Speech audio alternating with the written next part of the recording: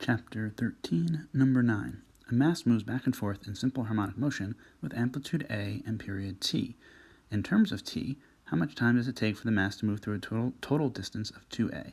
And how much time does it take to move through a total distance of 3a? So what we're looking at is the system looks something like this.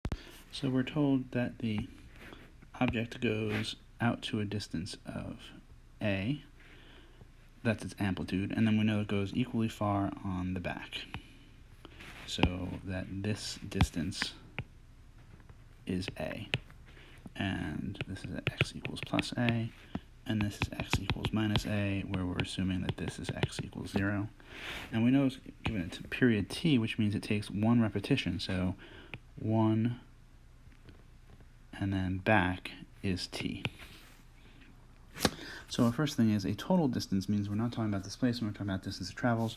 So in the first case, it goes, in the first quarter period, it goes out a distance a, that's 1 quarter period, and then it comes back, and that's a second distance a, and so that's a half period. It takes a half period to return to where it was, and it takes a total distance of 2a to return to where it was.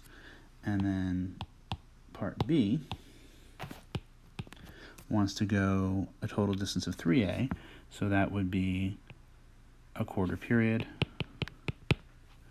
and then a quarter period back to the origin, and then a quarter period out to the other extrema, so that's 3/4 t. And in fact, if we want, we can make kind of a quick thing, a total distance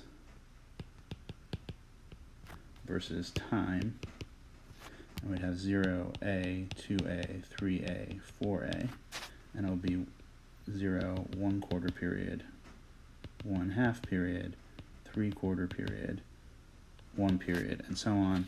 So if we want to go NA, total distance, takes n times t over 4. Each distance a is a quarter period.